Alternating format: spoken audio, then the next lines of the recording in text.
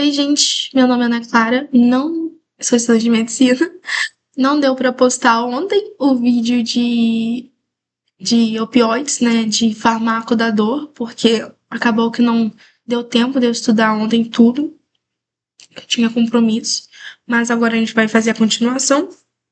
E eu expliquei toda a farmacologia da dor, como que funciona a fisiologia, que fármacos que você vai utilizar em uma doença neuropática, por exemplo, sabe como funcionaria isso, mais ou menos. E agora a gente vai entrar com os fármacos mesmo. Ai, meu nariz tá escorrendo, tô gripada. Para tratar as dores em si. O primeiro que a gente vai entrar é com paracetamol, que a gente chama de acetaminolaco. Não, acetaminofeno. Ai, eu sempre esqueço esse nome, mas enfim, tá. Então é paracetamol, ou se não, acetaminofeno.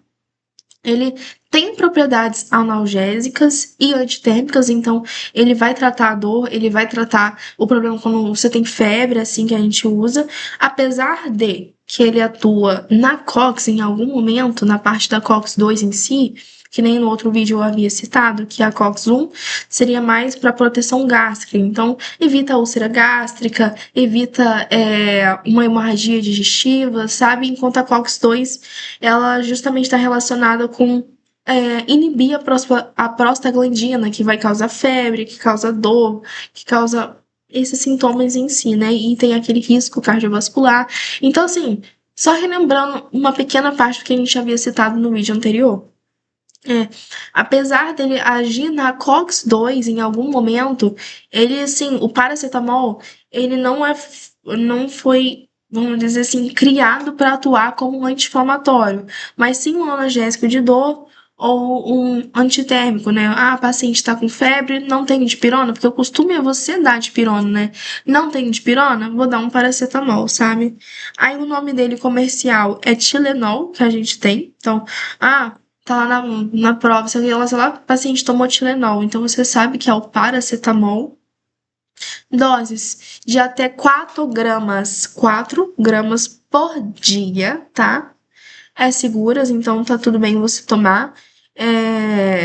Se eu não me engano, olha, ele não induz disfunção plaquetária ou toxicidade gástrica, mas se eu não me engano, ele eu acho que ele é, como que é? Ele é tóxico pro fígado. Eu não lembro de certeza disso. Por isso que você tem que ter um cuidado, não só nele, mas nos fármacos em gerais, tomar cuidado assim com a quantidade que você ingere, né? Com a dose que você ingere. Vou pesquisar aqui rapidinho. É isso mesmo, ó. Em doses tóxicas, de acordo com MS manuais, em doses tóxicas, o paracetamol pode danificar o fígado, então pode acabar acontecendo uma insuficiência hepática que a gente tem. O mecanismo que eu falei de ação dele, ele é pouco conhecido, mas ele acaba inibindo a COX-2, que está envolvido com as prostaglandinas, então ele vai regular a inflamação, a dor, febre, o fluxo sanguíneo. Apesar dele atuar como anti-inflamatório, ele não é um anti-inflamatório. O outro que a gente tem, então a gente falou sobre o paracetamol ou acetaminofeno. Não. Acetaminofeno. Nossa, nunca lembro disso. Acetaminofeno. Tá. Então, outro fármaco que a gente tem é justamente a dipirona, ou se não, o metamizol, né? No caso da dipirona, ela também vai ter propriedades analgésicas, ela também vai ter propriedades antitérmicas, tanto que se você fazer o uso dela menor que 1 grama, é justamente para atuação não analgésica, mas atuação antitérmica, para abaixar a febre, né? E ela não tem grande relevância clínica, assim como um anti-inflamatório. Então, tá com, vamos supor, uma inflamação, assim, não toma dipirona. Se tiver com dor, aí você toma, né? Porque ela é um analgésico. Se tiver com febre, também. Mas para resolver a dor em si, ela não trata. A eliminação da dipirona é pelo fígado e pelos rins, tá? Então, o paciente que apresenta, por exemplo, uma insuficiência renal ou uma insuficiência hepática, a forma que a dipirona vai ser eliminada não totalmente assim correta, né? Ela não vai ser eliminada de forma eficiente. Ela ainda, as quantidades, as doses dela ainda vão permanecer no corpo, de certa maneira. Ela atravessa a barreira hematoencefálica, por isso que ela vai atuar muito bem como um antitérmico, como como um analgésico, por exemplo, né? A analgesia dela é dose dependente. Quando a gente fala assim, quanto maior a dose, maior vai ser o efeito de ação, que seria isso, essa dose dependente. Então, vamos supor que eu tô com uma dor de cabeça muito forte. Tomei 500 miligramas de pirona, não adiantou. Tomo outros 500, ou se não tomo de 1 grama, e melhora. Então, assim, novamente, quanto maior a dose, maior o efeito. Então, ela é dose dependente. Não gera hipotensão, tá? Algumas pessoas, quando elas tomam dipirona, elas sentem a pressão delas caírem. Isso não tem fundamento científico, não tem alguma coisa que prove que acontece isso da sua pressão cair. É claro que algumas pessoas pode acontecer, mas assim, não vamos dizer que não é uma regra geral em si. Então, não gera hipotensão, isso não tem fundamento. E ele pode causar agranulocitose com a queda dos neutrófilos, né? Que seria a queda dos neutrófilos. Só que, gente, a dipirona, que é o remédio mais comum, pelo menos eu tomo muito dipirona, porque eu sinto muita dor de cabeça. Então, assim, eu acho bem raro acontecer uma agranulocitose. É claro, pode acontecer, mas não é regra geral acontecer. A mesma coisa funciona com, como que fala? Com essa coisa de cair a pressão, sabe? Agora a gente vai entrar com os AINES, né, que são os anti-inflamatórios não esteroidais. Nessa parte, quando eu vou falar, vou explicar de uma maneira geral como são eles, e a gente vai falar de alguns específicos aqui, que vai ser o tenoxicam, o cetarolaco, o cetoprofeno, diclofenaco, sabe? Então a gente vai falar específico de cada um deles. Mas de forma geral, os anti-inflamatórios não esteroidais, eles vão atuar justamente inibindo a COX. Então eles tem os não seletivos, né, que vai inibir a COX-1 e a COX-2, e tem os seletivos que são específicos para a COX-2. Eu acho que eu cheguei inclusive até a falar isso sobre no vídeo passado, de que os não seletivos, apesar dele inibir as duas COX, os não seletivos dos seletivos, o efeito analgésico deles vai ser o mesmo. Então, por algum motivo, vamos supor que eu penso, não, quero tomar um Coxib, né, que são aqueles específicos, que são seletivos para COX-2, porque eles vão melhorar a minha dor. Não. Tanto que é de preferência que você tome o COX-1, geralmente, né? Eles são, como que fala? Cadê? Deixa eu ver se eu acho aqui. Não, não. Tá, em algum momento tá escrito, só não tô achando aqui, né? Se eu for procurar, a gente vai acabar se perdendo. Mas assim, voltando ao assunto. Então, assim, o que que diferencia de você tomar um não seletivo de um seletivo? É justamente nos riscos. Foi o que eu falei. O COX-2, a partir do momento que você inibe ele, você tem um risco maior cardiovascular, você tem um risco maior em relação à insuficiência renal, sabe? Por quê? Foi que pacientes que têm uma insuficiência renal, não é aconselhável ele fazer o uso de anti-inflamatórios como o ibuprofeno, anti-inflamatórios, nimesulida, por exemplo. É assim, no geral, pelo menos do tipo principalmente seletivo de COX-2, por que acontece? A COX-2, novamente, ela inibe as prostaglandinas. Então, assim, a prostaglandina, ela também faz vasodilatação. A partir do momento que você inibe elas, concorda que vai ter uma vasoconstrição, o paciente está com insuficiência renal. Chega menos fluxo sanguíneo no rim, vai ser pior ainda para ele, sabe? Então, olha só, os AINES, eles reduzem a sensibilização dos nossos receptores, tá? Então, eles vão diminuir realmente a dor, eles vão atuar como anti-inflamatórios, mas também vão atuar como analgésicos por diminuir a dor, por inibir os nossos receptores em si. Todos têm efeito teto analgésico. Ana Clara, o que isso quer dizer? Significa o seguinte: não importa se você aumentar a dose, o alívio da dor não vai melhorar assim, sabe? Porque acontece, vamos supor o seguinte: tô com muita dor de cabeça, muita dor de cabeça. Aí eu tomei uma certa quantidade. Não melhorou? Tomei outra, vou aumentar a dose. Continuei. E tô continuando aumentando a dose. Vai chegar um momento que não importa quantidade, sei lá, se eu tomei 1 grama do remédio, não vai fazer efeito a minha dor de cabeça, sabe? Então, todos os anti-inflamatórios não esteroidais, que são os AINES, vão atuar nessa parte aí. Aí, os efeitos adversos: renais, gastrointestinais. Então, foi o que eu falei, ele vai problemas nos rins, principalmente numa insuficiência renal. Gastrointestinais, pode causar uma úlcera peptídica. Peptídica?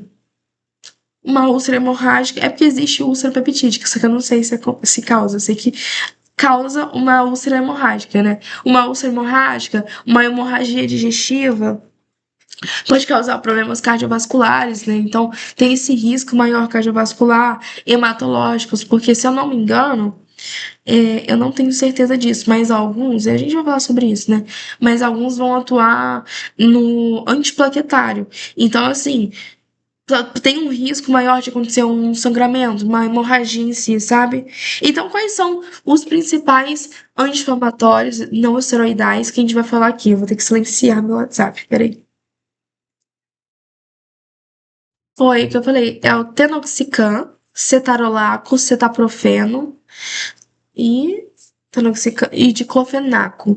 Existe também o naproxeno, só que eu não vou falar sobre ele aqui.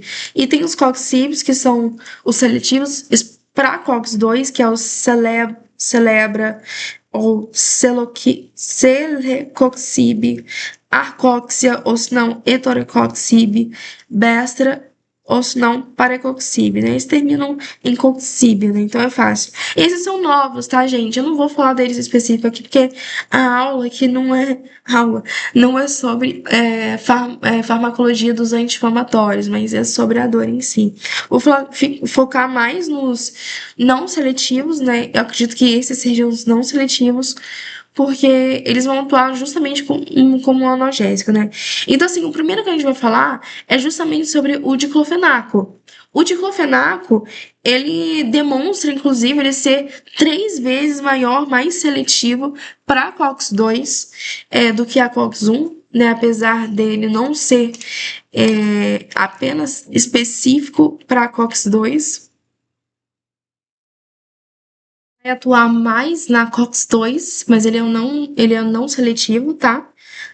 O início da analgesia dele, então assim, para dor, para o efeito dele começar a funcionar para dor, começar a passar, demora em cerca de 20 a 30 minutos, tá?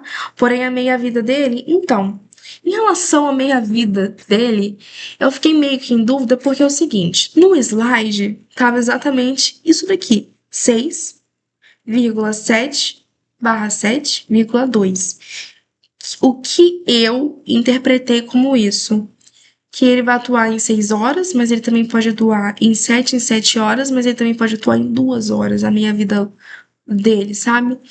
Mas eu pesquisei na internet e fala que ele demora, o efeito dele demora a passar assim cerca de 2 horas. Então eu não consigo afirmar com certeza qual que seria a meia-vida dele. Eu sei que ele demora a funcionar, não de- é, dem- ele atinge o pico dele basicamente de 6 a 60 minutos. Não, de 6 não, de 20 a 60 minutos. Então é de 20 a 1 hora mais ou menos que ele demora a funcionar, que ele tem o pico de analgesia dele. A meia-vida dele, foi o que eu falei, eu não sei quanto que é. Olha só. Ele é um medicamento que ele é metabolizado no fígado. Quando ele é metabolizado no fígado, ele vai ser transformado em outras substâncias que a gente chama de metabólicos ativos. Esses metabólicos é como se ele se tivesse transformado em outro fármaco que tem o mesmo funcionamento, que tem a mesma ação, só que é um pouco menor a ação dele. E justamente esses metabólicos ativos, eles vão ser eliminados, excretados pelo rim, tá? Aí chega a parte do seguinte, caso assim, da via oral dele. A via oral é 50 miligramas, tá? De 8 em 8 horas. Se for, tem como você fazer intramuscular, tá? Que seria de 12 em 12 horas. Então, o diclofenaco, 50 miligramas de 8 em 8 horas, via oral, comprimidinho dele. Se for intramuscular, 75 miligramas de 12 em 12 horas. O limite de doses por dia é 150, tá? Então, não ultrapasse isso. Aí, ó, olha só, foi o que eu falei, ó. Os anti-inflamatórios, os AINES em si, não esteroidais, os AINES, como ibuprofeno e diclofenaco, eles não são ideais para pacientes hipertensos, tá? Porque podem aumentar a pressão arterial e piorar o controle da hipertensão. Foi o que eu falei, nos rins, a prostaglandina, ela faz vasodilatação. Concorda que o paciente, se não tiver a prostaglandina, vai ter uma vasoconstrição. Além disso, ela também elimina a sódio. Então, você vai ter uma vasoconstrição e meio que o sódio estaria sendo menos eliminado por causa dela. Então, você teria uma absorção maior do sódio, sabe? Então, isso o que aconteceria? Isso aumentaria a pressão do paciente. Então, pacientes com hipertensos não podem nem sequer sonhar em tomar um anti-inflamatório não esteroidal, né? Principalmente assim a parte. Não principalmente, específico, não seletivo tanto quanto seletivo, né? Então, diclofenaco que a gente tem. O próximo que a gente tem é o cetarolaco. O cetarolaco tem, assim, essa parte aqui, ó, derivado do ácido pirolacético, eu não sei se é importante para a vida, mas eu não tô focando nisso aqui não, quero saber mais como que ele funciona. A sua potência de analgesia é 4 miligramas praticamente da morfina, então assim, ele tem grande potencial como analgésico, né? Apesar de a gente não, quando tem dores maiores, mais graves, a gente utiliza justamente a morfina, esses outros fármacos em si. Então, olha só, sua potência analgésica equivale a 4 miligramas da morfina, tá? Está disponível tanto para uso oral quanto para uso parenteral. Seu início de ação quase igual ao diclofenaco, mas é como se fosse o diclofenaco. É o seguinte, de 20 a 1 hora que ele demora a funcionar, de 20 a 60 minutos. O cetarolaco, ele demora de 20 a 30 minutos para funcionar, metade, né? De 20 a meia hora. Só que ele vai ter uma duração de efeito, a meia-vida dele vai ser de 6 horas, tá? Se recomenda o uso máximo do cetarolaco até 5 dias, tá? Porque ele é gastrotóxico, então pode sim causar uma hemorragia digestiva. Então, se você está fazendo uso de cetarolaco e não está adiantando o efeito de analgésico, né? Recomendo que você troque o analgésico. Porque assim, se você está fazendo uso de um anti-inflamatório não esteroidal e ele não está resolvendo o seu problema, o que você faz? Você vai trocar o fármaco. Então, é recomendado o uso dele até 5 dias, por causa dele ser gastrotóxico. Tem a dose dele intravenosa, que seria 30 miligramas, e a intramuscular, que seria de 8 em 8 horas, que eu não anotei, mas provavelmente deve ser de 30 miligramas também. E idosos, o máximo é até 15 miligramas. Gente, idosos, pessoas sensíveis, pessoas com... Não é uma regra geral isso, né? Que eu ia falar aqui agora, então esquece. Dose máxima por dia, 90 miligramas, tá? Então, o diclofenaco, a gente sabia que a dose máxima por dia era 150. O cetarolaco aqui, no caso, é 90 miligramas, no caso. E os comprimidos do cetarolaco é um comprimido de 10 miligramas que você tem que tomar de 8 a 12 horas, mais ou menos assim. Então, assim, a gente falou do paracetamol. Uma coisa que eu vou ter que gravar justamente são as doses, né? Porque eu nunca lembro das doses.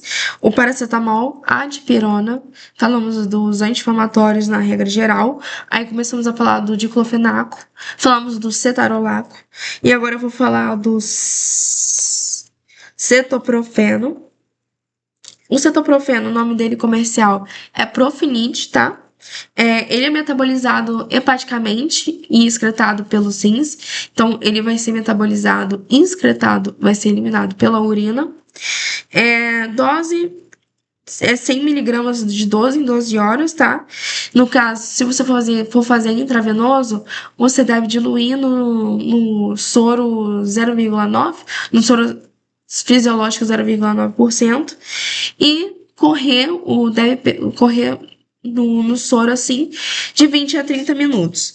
Pode causar ardência no local de sítio, né, de ação.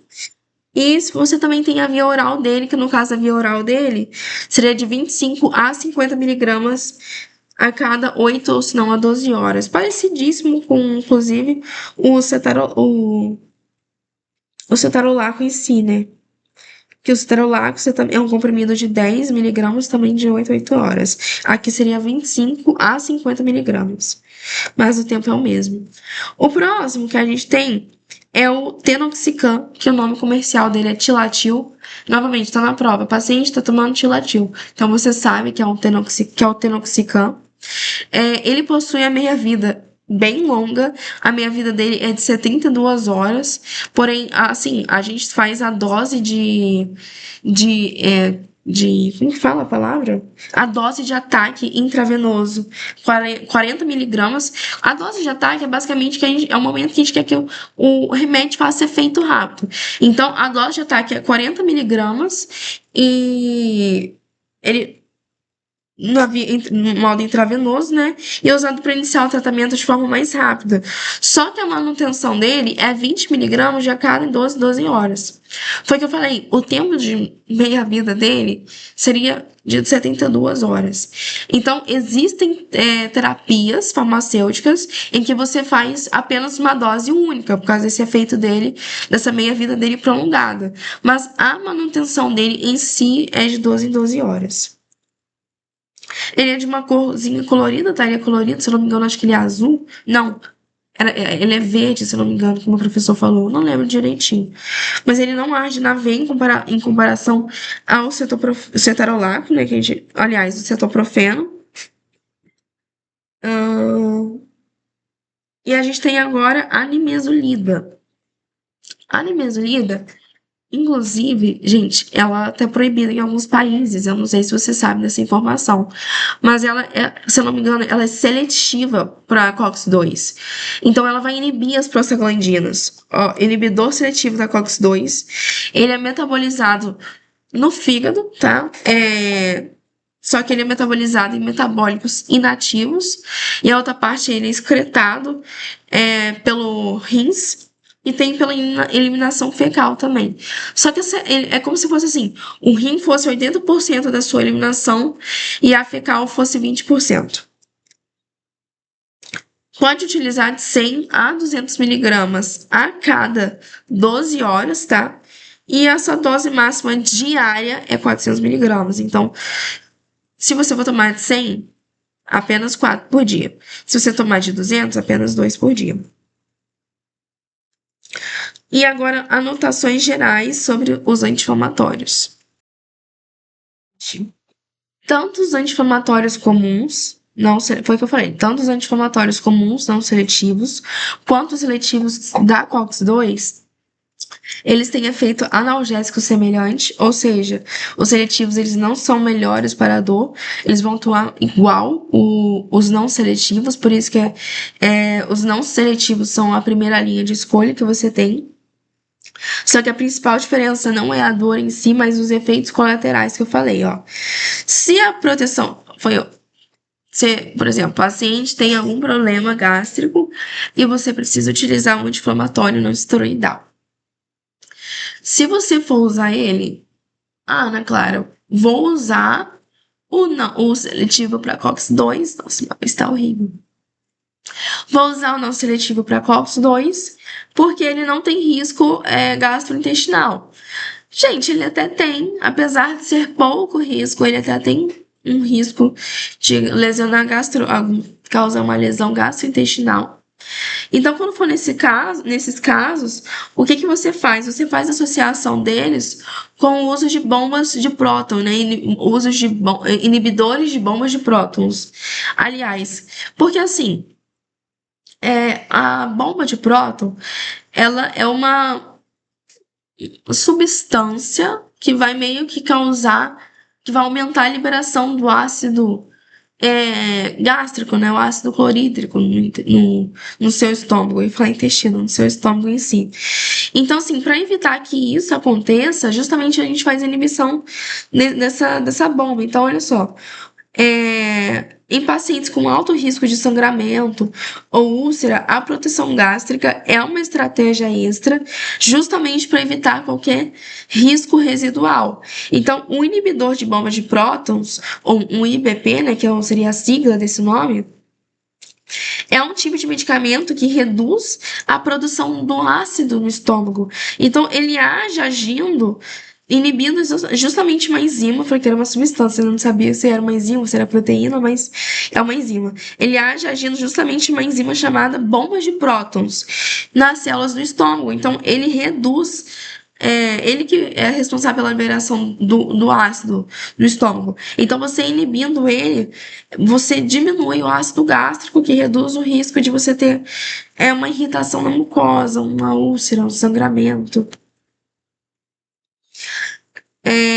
O paciente ele pode responder de modo variável a um anti-inflamatório, tá? Então, assim, se foi o que eu falei, se um anti-inflamatório não esteroidal, se o AINES não está funcionando, usa outro. E você deve monitorar justamente a função renal, porque pode reduzir o fluxo renal. Nossa, cara, tô cansado. Então, olha só, os efeitos colaterais no trato gastrointestinal. As,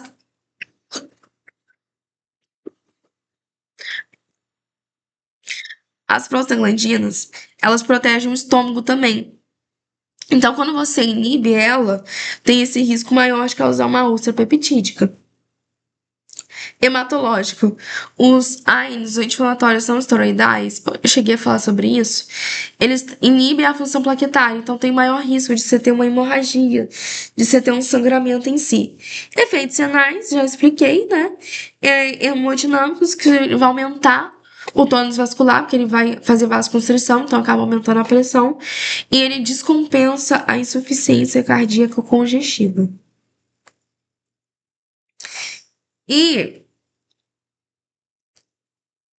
a gente vai entrar nos anti-inflamatórios, aliás, não anti-inflamatórios, né? A gente vai entrar agora nos fármacos usados justamente para dor moderada e depois para dor, tipo, grave.